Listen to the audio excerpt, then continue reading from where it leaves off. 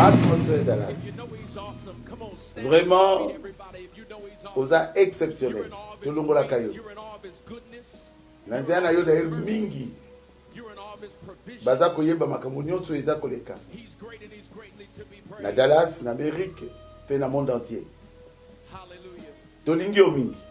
Atmosphère Dallas. Atmosphère Dallas. Atmosphère Dallas. Atmosphère Dallas. Tolongola kayo. Ah. Merci, merci, If you know he's awesome, come on, stand on your feet, everybody. If you know he's awesome, you're in awe of his grace, you're in awe of his goodness, you're in awe of his mercy, you're in awe of his provision. He's great and he's greatly to be praised. Hallelujah.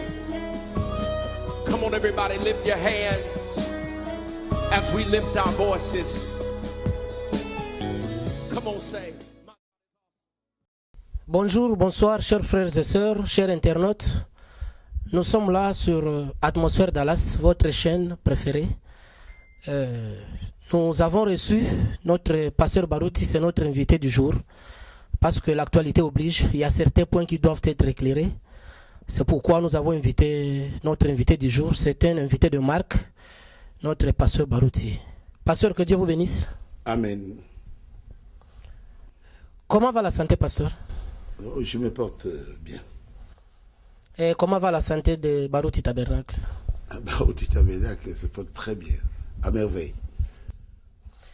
Oui, pasteur, pouvez-vous nous parler de votre arrivée ici à Dallas, en provenance de Canada? Oui, je viens de Canada, où j'ai passé 3 semaines avec eux dans mon église, l'Assemblée chrétienne de Canada, qui est de Montréal, et qui peut atteindre maintenant une affaire de 100 personnes. Donc, c'était un voyage marathon où j'ai prêché presque tous les jours. Et ils sont restés très, très, très bénis. Et notre Dieu s'est manifesté. Il est Dieu, il ne change pas. Donc, je remercie ce Dieu-là pour tout ce qu'il a fait au Canada. Je l'ai vu guérir les malades. Et je l'ai vu libérer les captifs. Et beaucoup d'âmes sont venues au Seigneur. Et je remercie notre Dieu pour la grâce qu'il m'a donnée de prêcher et de voir ces guérisons divines et surtout le salut des âmes. Merci beaucoup, pasteur. Mais apparemment, il n'y avait pas de gens à l'aéroport. Qu'est-ce qu'il y a eu au juste à l'aéroport de Dallas? Bon, les frères de Montréal avaient demandé, moi je ne savais pas, que les gens ne viennent pas à l'aéroport, et ils avaient parlé au pasteur Papi Loussala. Que les gens ne viennent pas, pourquoi? Parce que ici il y a eu aux États-Unis un couple là, un couple qui a tué une vingtaine de personnes. Je crois que c'était plus sage qu'il n'y ait pas d'attroupement autour du pasteur Barouti, parce que ils sont plus vigilants maintenant aux États-Unis avec ça. Merci beaucoup, pasteur. Vous nous avez quitté la fois passée quand vous êtes rentré de Kinshasa. Les premiers voyages, vous êtes parti où? Bon, quand je suis rentré à Kinshasa, j'ai fait des voyages et des voyages, je pourrais dire marathon encore. Je suis allé premièrement dans la ville de Bandundu, et c'était merveilleux, merveilleux, merveilleux. Là où ils ont chanté Papa Barouti, Mosaï Nazambe, Kende Liboso, c'était Bandundu, ville, ex-Banningville. Quand je suis rentré à Kinshasa, c'est pour repartir encore dans les Bandundu. C'est Kikwit cette fois-ci. Et là, j'ai fait encore quelques jours. C'était merveilleux. Dans les Bandundu, là-bas, bon, il y a des frères qui sont avec moi, tels que le pasteur Jacques Bondomba. Et il a vu son sa veste se séparer là, hein, déchirée complètement. Et l'accueil était extraordinaire dans les Bandundu-villes. Et à Kikwit, c'est plus que ça. Donc les gens dans les rues, et à Kikwit, c'était merveilleux. La guérison divine, n'en parlons pas. Les gens ont jeté les béquilles à Bandundouville, les aveugles l'ont vu à Kikwit, et puis après, je rentrais encore à Kinshasa. Et à Kinshasa, c'est formidable. Moi, je me pose la question, qui suis-je?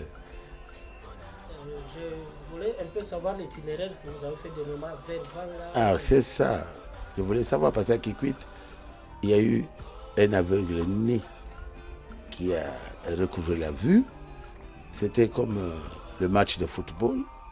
Tout le monde criait là. J'ai dit, c'est quoi encore là-bas?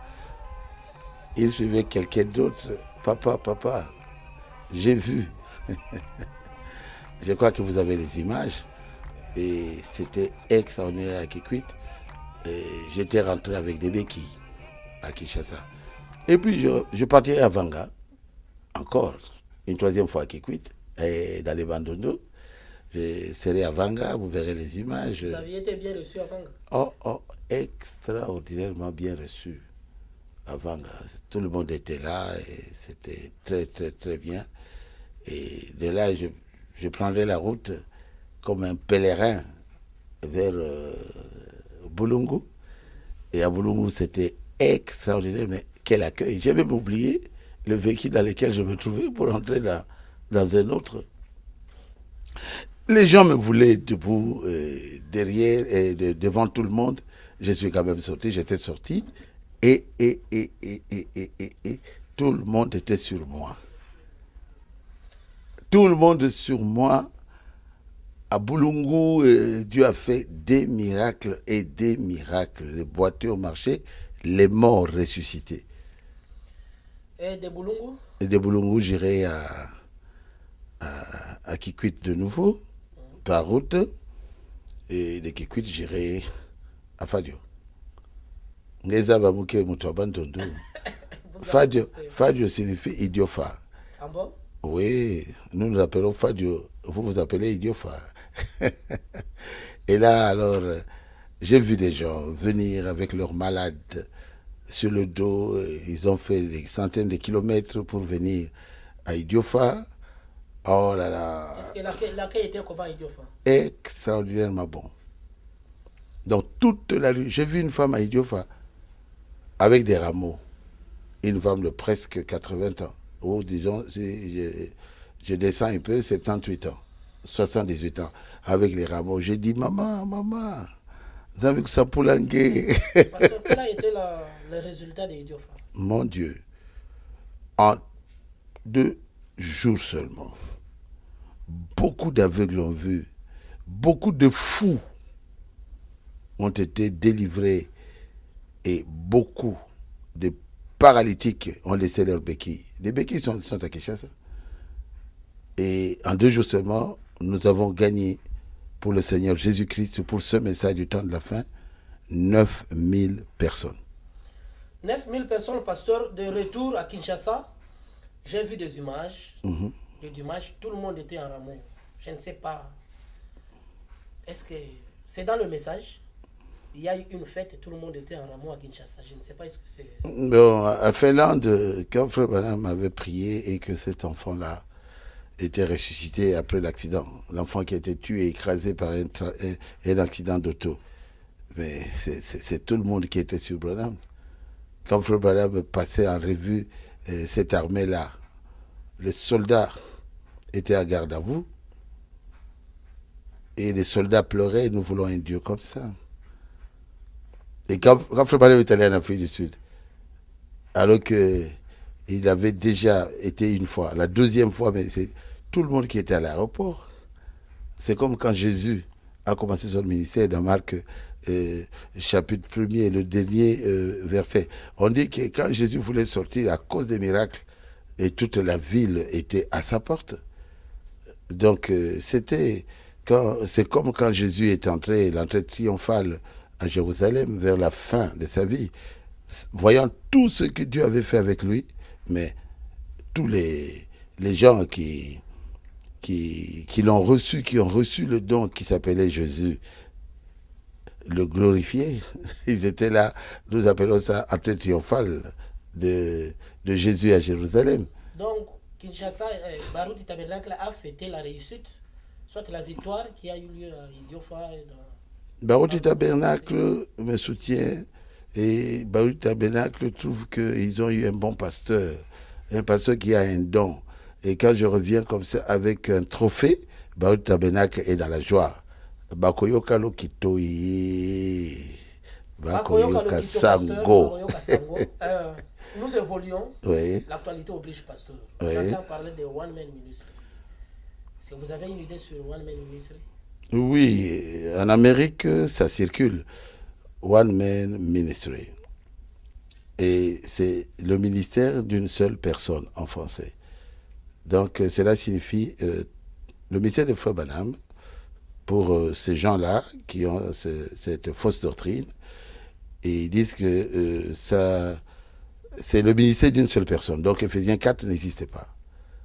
Ils veulent nous couvrir là avec des belles paroles. Non, ils mettent les bandes chez eux. Et personne ne prêche, ils mettent les bandes. Donc, One Man Ministry signifie laissez à Frère Branham la chair. Vous ne prêchez plus, vous mettez la bande, c'est tout. Mais je ne vois pas le mal à ça, c'est le message de William Branham. Oui. C'est son message. C'est son message. Frère Branham a prêché et les gens sont venus et il était considéré comme leur... comment je peux dire leur ancien, hein, comment lui-même l'appelait, surveillant général.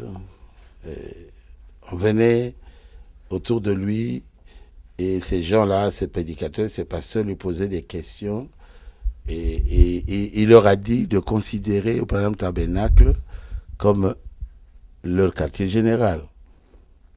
Mais Frère Branham est mort depuis plus d'une génération, plus de 40 ans. Maintenant, ça fait combien d'années? Donc, cet temps-là est totalement révolu.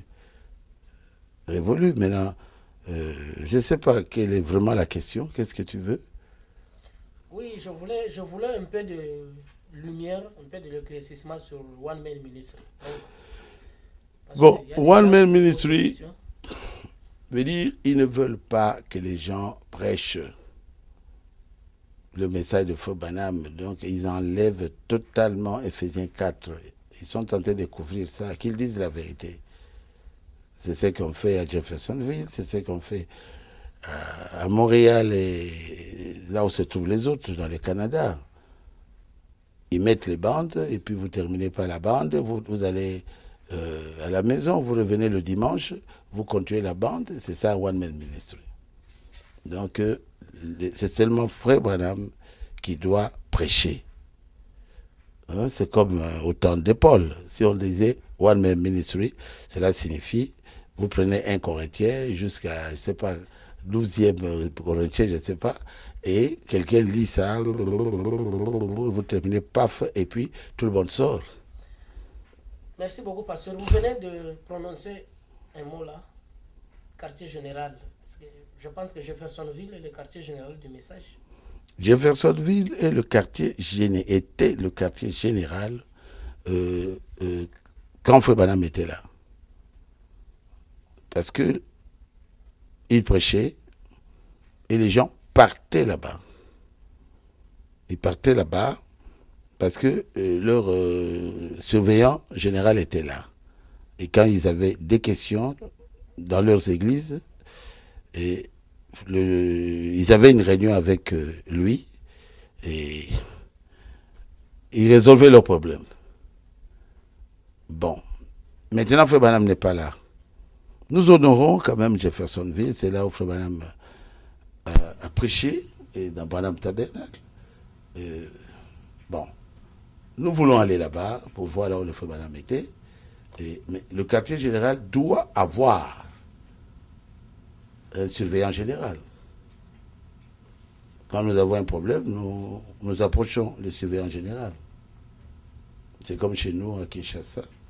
Nous sommes le quartier général du Congo. Parce que le message a commencé à Kinshasa avec Mukuna, Kanda Kazadi, Mbombo, Papé Moli et moi. Et ils sont tous morts. Et depuis Kinshasa, le message est allé à Mbujimaï et Kananga et c'est pas Équateur, c'est à partir de Kinshasa. Nous avons évangélisé toute la République. On a atteint plus de 1 million de croyants. Mais le quartier général, c'est chez nous. Chez vous ou pasteur? Baruti Tabernacle. Parce que même ces gens-là qui parlent aujourd'hui, mais ce sont mes enfants. Ils ne connaissaient pas le message, ils n'ont jamais vu Frère Branham. Je suis allé, je leur ai apporté la parole dans des villages, je leur ai apporté la parole à Kinshasa, et dans des villes, ils ont reçu la parole de Dieu. Donc, chers frères et sœurs, nous évoluons avec notre pasteur Baruti. Nous sommes dans notre émission Atmosphère Dallas, en train d'évoluer avec notre pasteur Baruti. Vous qui venez de nous recevoir, vous qui nous captez, nous sommes en train de parler de certains points qui font l'actualité aujourd'hui. Donc, notre invité est en train de nous donner de lumière. Restez toujours là, suivez-nous. Pasteur Baruti, est-ce que je voulais savoir chez vous les bandes jouent aussi, les bandes du prophète? Oui, certaines personnes disent que Pasteur Baruti n'aime pas qu'on joue les bandes du prophète. C'est un mensonge. Un gros mensonge du diable. Moi, depuis des années, tous les mercredis, les bandes jouaient à Rigini. Vous êtes de Rigini. Comment on peut dire que je suis contre le fait de jouer les bandes est un problème pour moi? Non. Parce que je passe les bandes de Frère Branham à la radio. Nous avons besoin d'écouter la voix de notre prophète. Ça passe à la radio RTVA le matin, à midi et le soir. Donc, moi, je suis d'accord que les gens écoutent les bandes dans leur voiture, qu'ils écoutent les bandes dans leur maison. Ce n'est pas un problème pour moi. Ce n'est pas un problème pour le pasteur Baruti d'écouter les bandes, de jouer les bandes du prophète William Branham. Pasteur, quelles sont vos relations avec Joseph Branham? Nos relations sont très bonnes. Je n'ai pas de problème avec le frère Joseph Branham.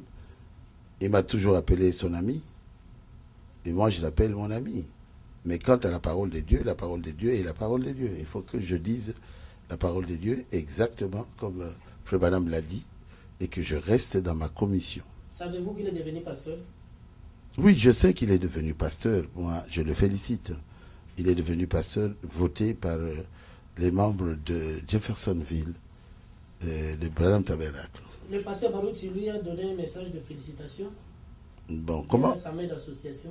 Oui, il a ma main d'association, mais comment l'atteindre? C'est très difficile. Je ne sais pas comment l'atteindre, je ne sais pas comment communiquer avec lui. Je ne sais pas. Ça signifie quoi, pasteur? Ça signifie qu'il est vraiment, je dirais, c'est difficile. Même de parler avec lui au téléphone, même de communiquer, c'est un peu difficile. J'ai écrit une lettre à la voix de Dieu, j'ai écrit à Frère Joseph Branham. La lettre m'est retournée et la lettre n'a même pas été reçue à Kinshasa. Comment je vais communiquer avec lui? Ok, pasteur, je comprends. Pasteur, je vais parler sur un point. Oui. La plateforme. William Branham a dit qu'il est en train de préparer une plateforme afin que quelqu'un d'autre puisse monter dessus. Oui. Je ne sais pas. Nous sommes à la recherche de la personne qui doit monter la plateforme. D'abord, c'était mal connu. Les gens disaient que c'est faux, c'est le Saint-Esprit. Mais aujourd'hui, j'ai présenté plus de 4 ou 5 citations de Frère Branham. Maintenant, ils ne peuvent pas dire autrement. Dans ce rangé du côté de Jésus, paragraphe 61 et 62, il dit carrément qu'il part. Dans tourner les gars vers Jésus, il est dit clairement qu'il part. Et aussi dans 7e sceau, il dit clairement qu'il va mourir, qu'il va remettre l'épée à quelqu'un d'autre. Les choses sont maintenant claires. Maintenant, ils ne peuvent pas me dire c'est faux. Si vous ne connaissez pas quelque chose, asseyez-vous. Le message du frère Branham, nous l'avons examiné, c'est que le pasteur Baruti est en train de dire. Et voyez si c'est vrai, si c'est faux. Frère Branham, comme ça, dans 5 citations ou 6, il dit que je vais mourir, je vais partir. Et vous allez dire que non, c'est faux. Il a dit que quelqu'un d'autre, il donnera quelqu'un d'autre qui prêchera. C'est clair, dans ce rangé de côté de Jésus, paragraphe 62, il prêchera la parole, il restera dans la parole. Alors, vous voulez savoir quoi? Je ne comprends pas. Vous voulez savoir quoi? William Branham est venu préparer la seconde venue. Oui. Son message prépare la seconde venue. Oui. Ça veut dire qu'il n'a pas achevé sa mission ou comment? Est-ce que nous sommes déjà enlevés? Non. C'est la seconde venue. Quand quelqu'un vous dit que Jésus est déjà venu, alors qu'il n'y a pas encore eu d'enlèvement, il est en train de vous tromper. Parce que la seconde venue, c'est quand il apparaîtra dans les airs, ça sera caché, et nous allons nous retrouver avec lui dans les airs. Nous serons enlevés. Maintenant, pasteur, comment savoir la personne qui doit monter sur la plateforme que William Branham a pu dresser? Normalement, Frère Quelles Branham, sont ses conditions? Comment reconnaître la personne? maintenant, Frère Branham a parlé clairement que je ne terminerai pas, exactement comme Moïse. Dieu lui a montré le pays, et Dieu lui a dit, appelle, qui ça? Josué. Parce que le travail que tu avais donné, tu ne le feras pas. Mais c'est Josué qui fera ça à ta place. Et il a appelé Josué, il a prié pour Josué. Et ici, nous remarquons que Frère Branham a dit que l'Éphésiens 4 continueront. Il a dit même à la page 223 de l'exposé que Dieu n'a pas envoyé seulement des serviteurs de Dieu et des messagers pour les âges. Il a adjoint à ces messagers des merveilleux auxiliaires qui prêcheront la parole de Dieu. Moi, je pense qu'il a mis ça au pluriel. Je suis l'un d'eux, l'un des auxiliaires que Dieu peut donner à Frère Branham, parce que nous prêchons le message de Frère Branham. À Kinshasa, aujourd'hui, poser la question à n'importe qui dans les rues. Est-ce que vous connaissez Frère Branham? Même s'il ne prie pas avec nous, des millions de personnes connaissent William Branham. Nous n'avons pas vu quelqu'un de Jeffersonville qui est venu prêcher là-bas. Les bandes, vous mettez les bandes seulement comme ça et puis les gens vont accepter. Comme je viens de vous dire, j'étais à Idiofa. J'avais mis les bandes ces 2 jours-là, j'ai prêché 2 jours seulement.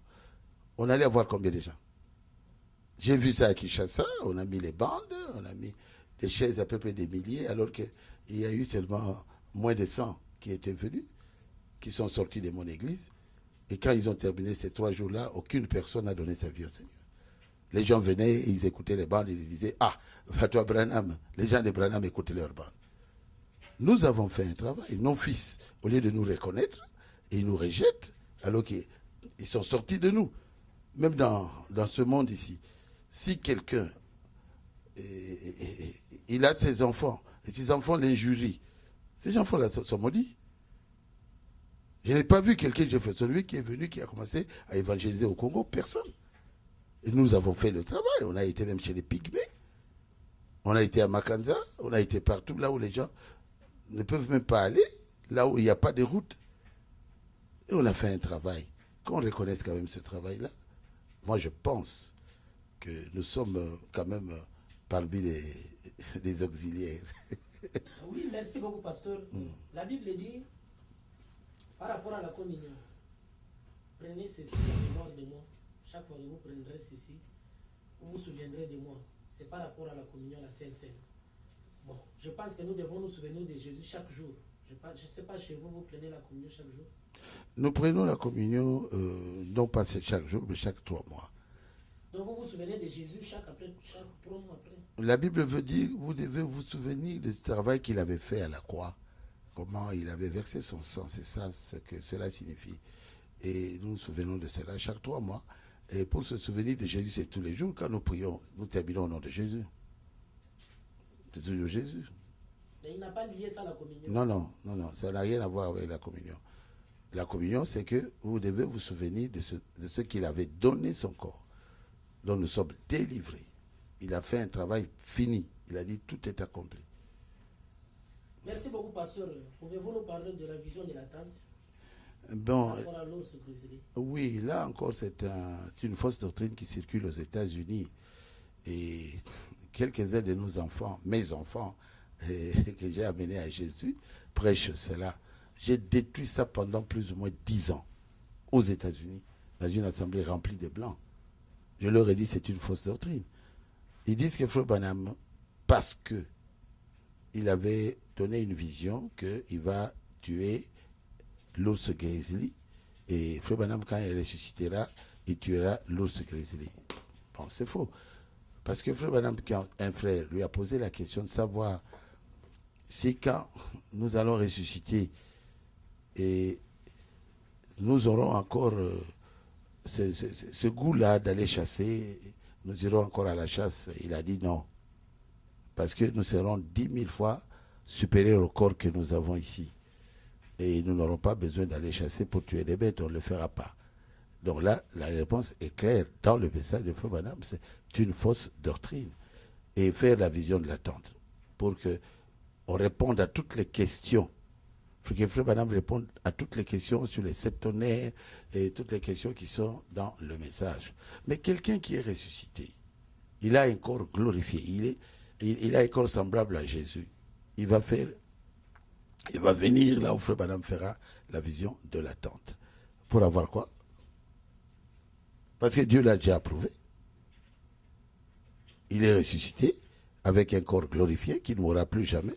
Il attend dans 30, Frère Branham dit, 30, 40 jours pour partir dans l'enlèvement.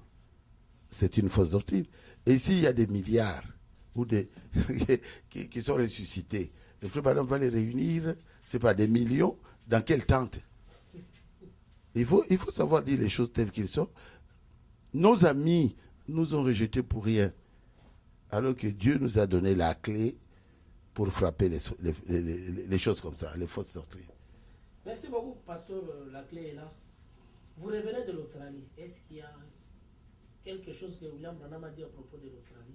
Et vous nous donnez aussi des rapports comment c'est en Australie. Bien, je suis parti en Australie, en passant par l'Afrique du Sud. Je voulais commencer par l'Afrique du Sud, mais nos frères, toujours du Congo-Kinshasa, vont parler en mal de moi et vont tout essayer pour que les combattants fassent, je ne sais pas quoi, sur moi. Nous en parlerons. Ok. C'est aussi un sujet de l'actualité. Ok. Alors je suis passé directement en Australie.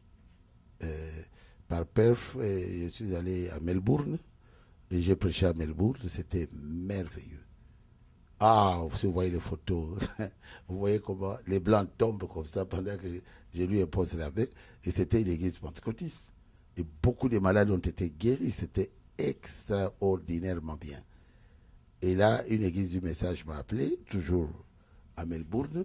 J'ai prêché chez eux le vendredi, la saison des blancs. Et des guérisons, et des guérisons, et des guérisons. Aïe, aïe, aïe, aïe. Alors, le vendredi, ils ne prient pas, mais ils m'ont appelé. Il y a eu ce monsieur-là, frère Michael, qui était comme le responsable, puisque le pasteur était parti en Chine, qui a été guéri. Et il y a eu un homme là, aborien, comment on les appelle là? Les autochtones, des Noirs. Il ne marchait pas, il avait une canne là-bas, il marchait difficilement. Il a jeté la canne. Alors, est-ce que Dieu était d'accord? Oui. Ils m'ont dit de prêcher encore le soir. J'ai prêché dimanche soir. Et j'ai prêché encore. Ils m'ont dit lundi, venez encore.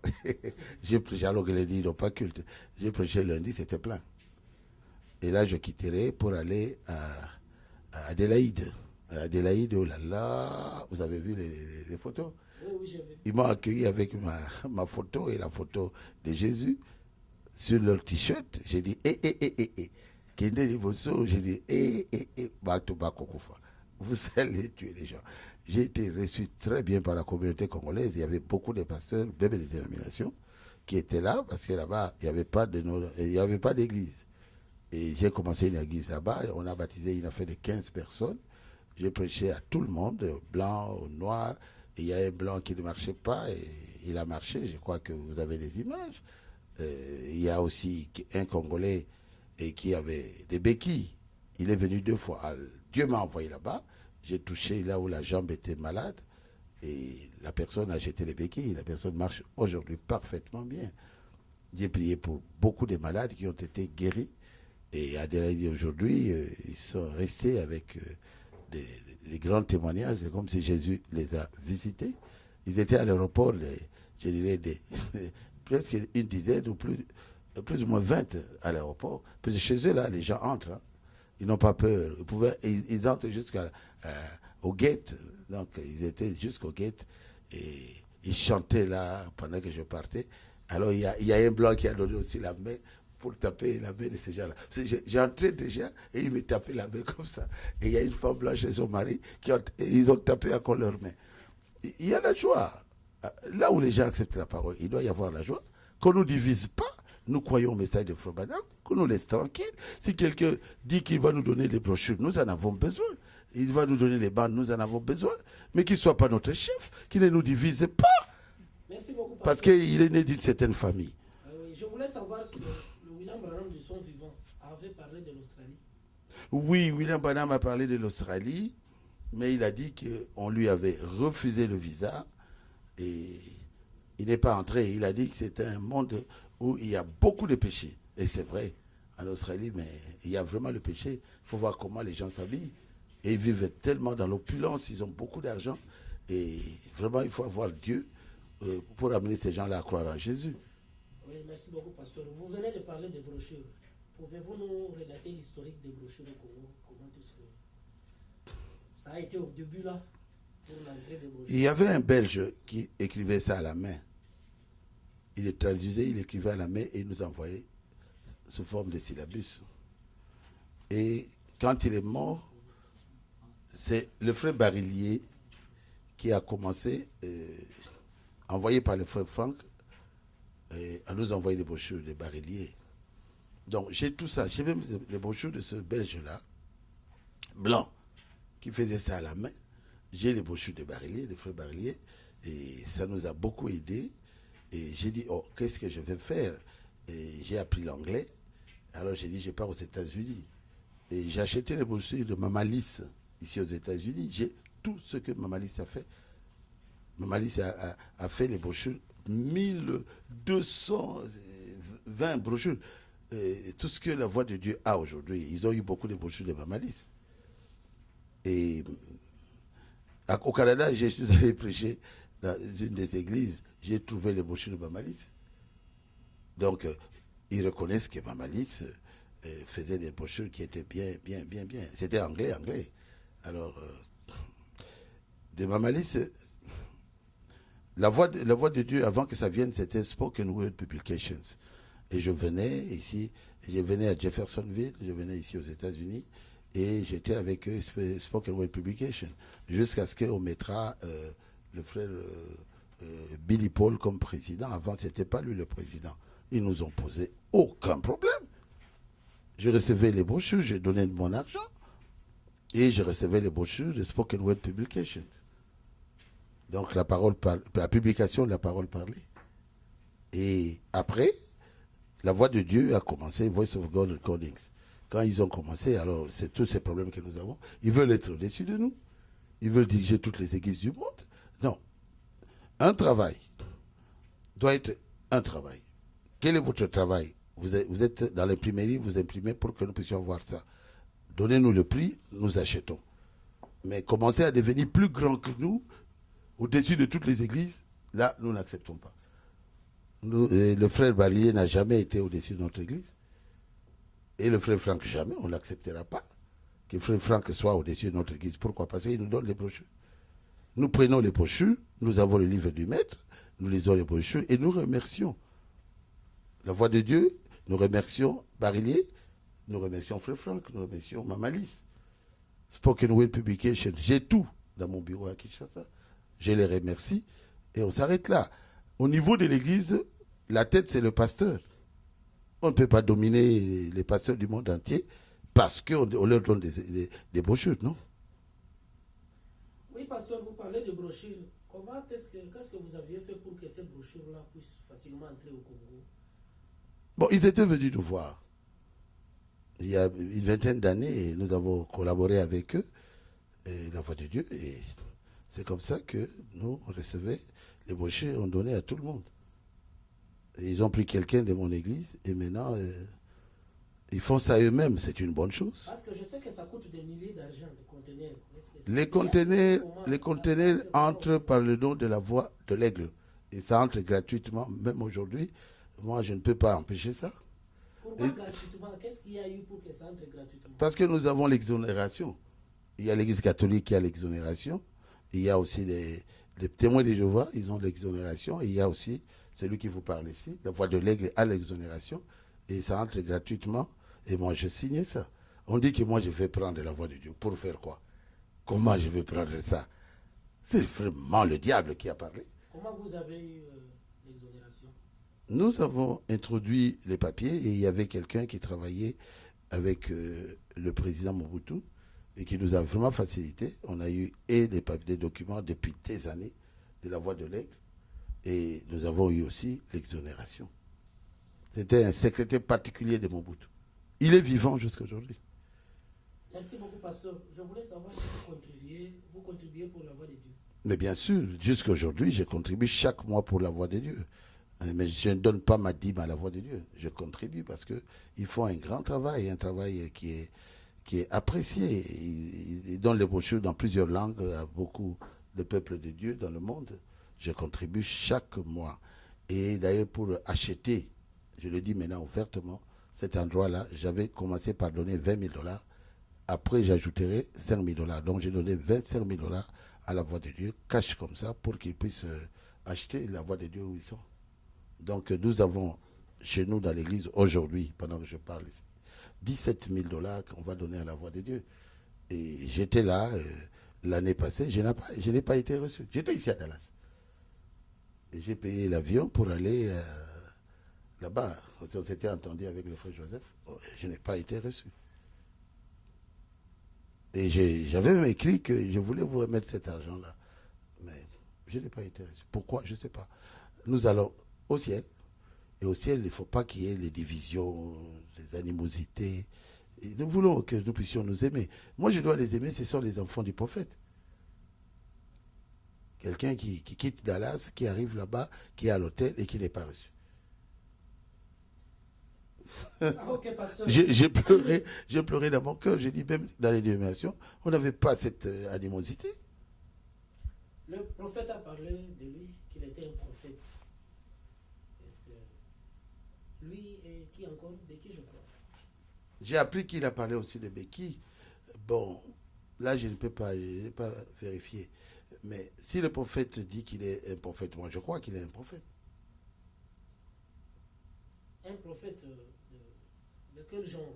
Je ne comprends rien. Ah, il doit lui-même définir. Il y a des prophètes majeurs, tels que William Branham. Il y a des prophètes mineurs, tels qu'Agabus dans la Bible. Vous voyez ça dans Acte 14. Et qui étaient des prophètes mineurs, qui ne prêchaient pas. Mais qui avaient un don de prophétie, qui avait donné des messages tels qu'à Paul. Et Paul devrait être arrêté à Jérusalem s'il partait là-bas. Et Paul était arrêté à Jérusalem jusqu'à sa mort. C'est Agabus qui avait donné. Moi, je pense que Frère Madame a dit, mais il faut que lui-même manifeste ces dons-là. Ok, pasteur, c'est l'actualité. Joseph Branham est devenu pasteur. Mais je ne sais pas comment vous l'avez reçu. Comment vous avez reçu cette information? Parce que c'est une famille que vous fréquentez il y a des années. Je ne sais pas, est-ce qu'il prêche? Il ne prêche pas?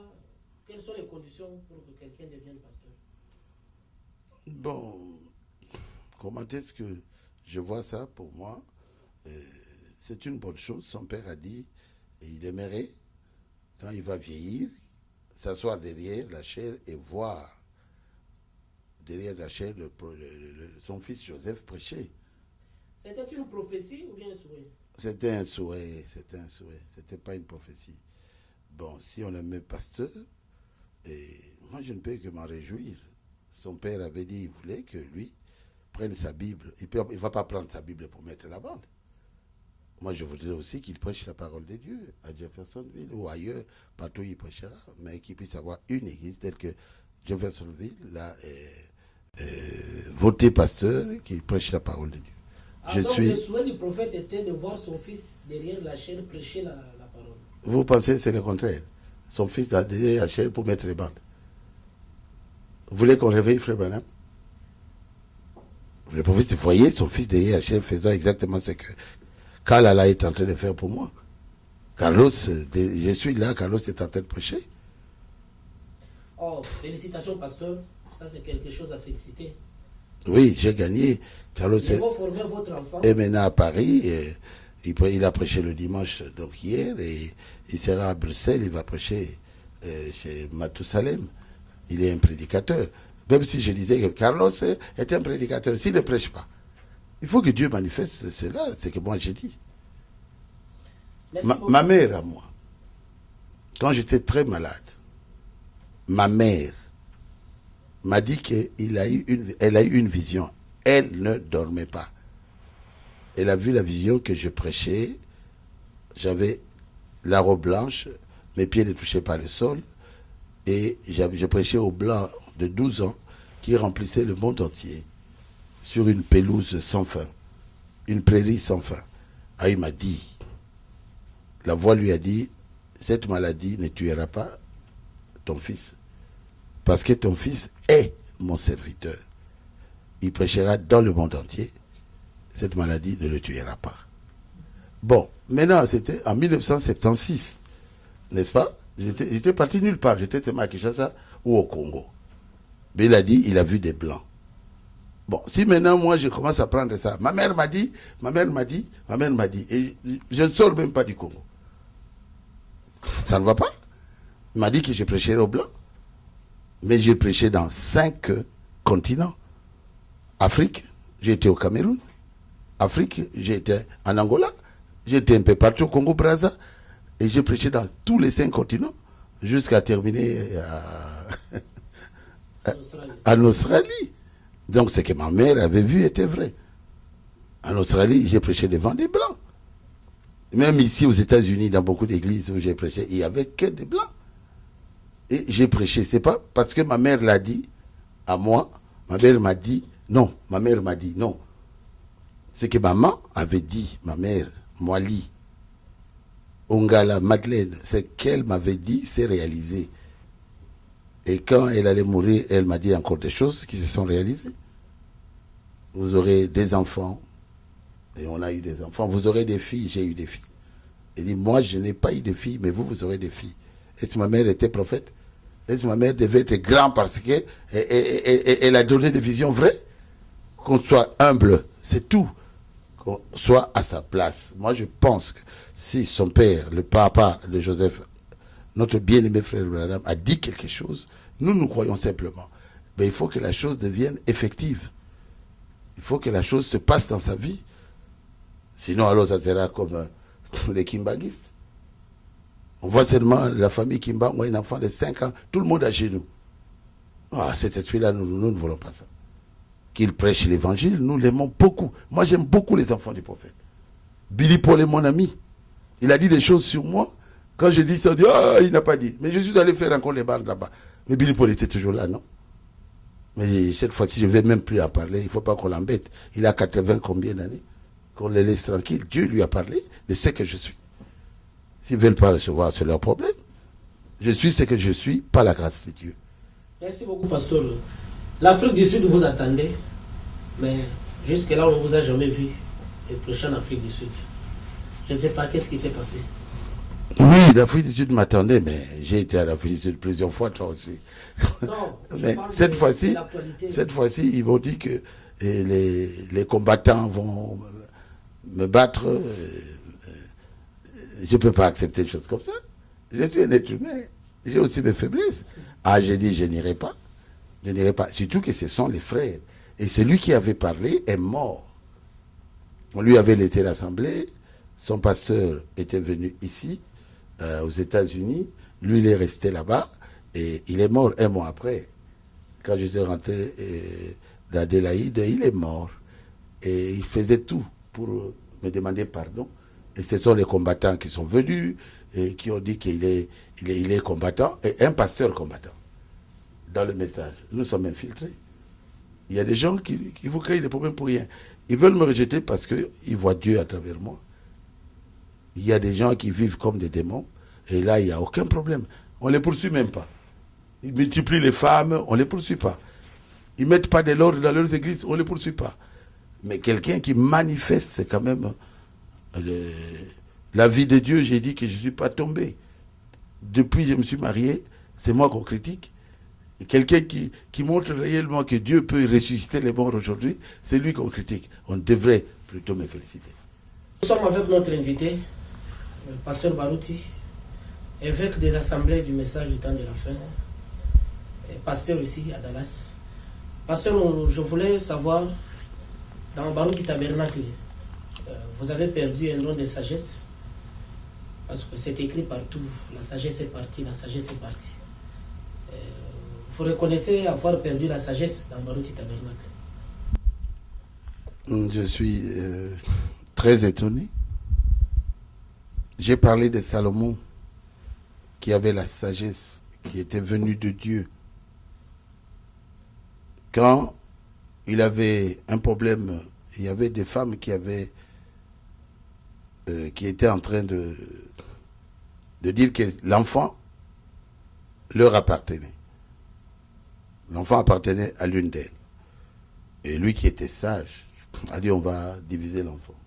On va le partager en deux, à vous deux. Et la propriétaire, la femme qui avait eu l'enfant, la vraie mère de l'enfant, a dit non. Non, non, non, non. Donnez l'enfant à cette femme-là. Et vous avez parlé de la sagesse qui est partie. Ça me fait rire. Le sage, c'est celui qui vous parle ici. J'ai supporté 25 ans quelqu'un qui s'opposait à moi. Et je l'ai supporté 25 ans. Il faut avoir la sagesse. Quand cette femme, son épouse, a demandé pardon à l'église, tout le monde a ça dans l'internet et partout, parce que elle a dit qu'elle n'aimait pas le pasteur Barouti, elle s'opposait au pasteur Barouti. Et j'ai supporté ça pendant 25 ans, depuis que je suis devenu pasteur là-bas. Et il faut la sagesse pour supporter. Et quand lui-même dira que, dans cette lettre-là, il y a 18 ans, il dira clairement que nous devons nous séparer, qu'on puisse lui créer une autre église. Sinon, cette église ici ne marchera pas parce que il est là. Il a le don de corriger le pasteur. Et je supportais. Vous deviez me poser la question, mais vous êtes sage? Oui, je suis sage parce que je ne voulais pas que l'église soit divisée. Je ne voulais pas que l'enfant soit divisé, soit séparé. C'est ça la sagesse. La vraie mère ne voulait pas que l'enfant soit séparé. Donc, celui qui a pris une partie de l'enfant, qui dit, coupez-moi, moi donnez-moi un côté de l'enfant. Ça montre que ce n'est pas son enfant. Pour corriger, vous devez être sage. Si vous n'êtes pas sage, vous n'allez pas corriger. Corriger qui? Le pasteur, le titulaire. Non, pour corriger le pasteur, vous ne connaissez pas la parole de Dieu. Frère Branham dit clairement que vous ne pouvez pas corriger le pasteur. Parce que s'il prêche ici Neville, s'il veut prêcher ici la doctrine des témoins de Jéhovah, ça ne regarde que lui et son église. Donc, si l'église a voté pour ça, vous n'avez pas le droit de le corriger. Vous n'allez pas aller aujourd'hui, là où il est comme pasteur, commencer à le corriger quand il prêche. Qui peut le faire? Est-ce qu'il va l'accepter? Réponds. Que quelqu'un d'autre se tienne debout là-bas où ils sont. Aujourd'hui, il a divisé l'église de Rigini. Maintenant, là où il est, que quelqu'un commence à le corriger à la chair, il va l'accepter. Je te pose la question. La réponse est non. Même Freddy Yoka n'acceptera pas. C'est la séparation, parce que je sais qu'il y a quelle différence entre séparation et division. Je pense que c'était pas la séparation. C'est la même chose, les gens qui étaient avec nous se retrouvent là-bas. Moi, j'appelle ça la division. Il y a les enfants qui sont restés, les parents là-bas, la femme est restée, l'homme là-bas, l'homme est resté avec nous, et la femme est là-bas. Et les gens sont scandalisés dans leur foyer, et il payera. Jésus a dit clairement dans Luc, il payera. Il ne faut pas scandaliser l'église du Seigneur, sinon alors on mettra sur vous une meule, on vous jettera dans la mer. Donc, quelqu'un qui fait ça, il n'est pas sage. Il ne faut pas scandaliser le message du temps de la fin. Celui qui est sage, c'est celui qui fera tout pour qu'il n'y ait pas de guerre. Pour éviter la guerre, parce que la guerre amène toujours des morts. Alors on dira, ah, on a un président sage, hein, malgré tout ce qui s'est passé à Brazzaville, on n'a pas eu une guerre au Congo-Kinshasa. Vous voyez, c'est ça la sagesse. Mais créer une guerre, parce qu'on nous a tués à Brazzaville et il y aura des millions de morts. Aujourd'hui, le message est scandalisé. Et les gens entrent dans ce scandale et ils attendent encore l'enlèvement. En train de critiquer l'homme que Dieu utilise. Et ils attendent l'enlèvement. Oui, merci, pasteur. Bien compris. Nous sommes à la fin de l'année 2015. Je pense que vous avez un message à lancer au peuple de Dieu qui vous suit partout à travers le monde, sur le plateau d'atmosphère Dallas. Et ici, il y a aussi un souhait pour 2016. L'occasion vous est offerte. À vous la parole, pasteur. Oui, je suis très content de cette émission. Je suis très content de l'atmosphère Dallas et de mon fils Papi Mangouida et de notre pasteur Papi Lusala, le pasteur de l'Assemblée chrétienne de Dallas. Merci pour cette occasion que vous m'avez donnée pour que je puisse parler et ça va aider beaucoup de gens. Je souhaiterais que ces gens-là ne me critiquent pas, mais qu'ils prient pour moi. S'ils trouvent que j'ai commis une petite erreur, qu'ils me pardonnent. Mais je pense que j'ai dit la vérité. Et la vérité affranchit toujours les gens. Donc, c'est l'année de la sagesse que nous allons avoir. Soyez sages. Soyez sages. Préparez-vous au départ. Parce que nous voyons la France déclarer la guerre et l'Amérique dire aux gens ici que nous sommes dans la guerre. C'est presque l'entrée dans la 3e guerre mondiale. Ce n'est plus le temps de la distraction. Le diable doit retourner à Malibu. Donc, que tous ceux qui sont avec moi continuent à prier pour moi, à me soutenir, à prier, parce que nous sommes dans un combat où la haine nous combat. Mais je pense que celui que Dieu a élevé, personne ne peut l'abaisser. Oui, c'était le message de notre papa, notre ancien, le pasteur Baruti Kassomo. Que Dieu vous bénisse.